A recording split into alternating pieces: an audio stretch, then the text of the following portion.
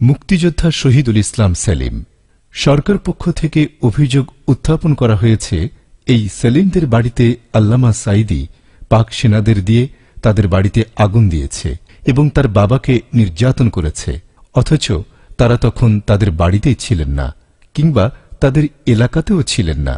দেখুন সরকার পক্ষের সাক্ষী সেলিম কি বলছেন। একাত্তরে গন্ডগোল আপনারা সবাই জানেন যে বিদেশে কি ঘুরছে।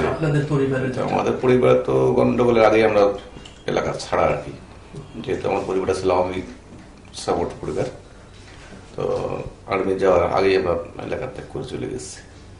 তো আমাদের বাড়িটা পোড়াই দিচ্ছে অবশ্য, যেদিন পোড়াই আমি স্টেশনে ছিলাম না। আমি ওই দিন যেখানে ছিলাম ওখান থেকে বাড়িতে আসবো, তো হঠাৎ করে শুনলাম, বাড়ি থেকে প্রায় 2.5 মাইল দূরে ছিলাম বাড়ি আসার জন্য, তখন শুনলাম যে আমাদের বাড়িতে আগুন লাগাচ্ছে পাকার মধ্যে।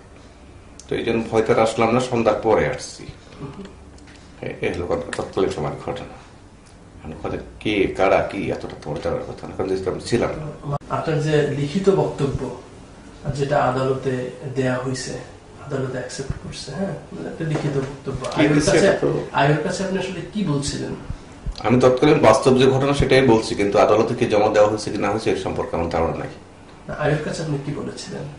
তৎকালীন সময় যেটা যে আমি কোথায় কি ছিলাম, কি অবস্থান করছি, আর বেশিরভাগ সময় তো সুন্দরবন কাটাইছি, যেহেতু আমি একটা মুক্তিযোদ্ধা, তো এলাকাটা কাটাইছি, তার পাহাড়ের টোটালটা বলতে পারবো না। তো যতটুকু আমি জানি ততটুকু তাকে বলছি।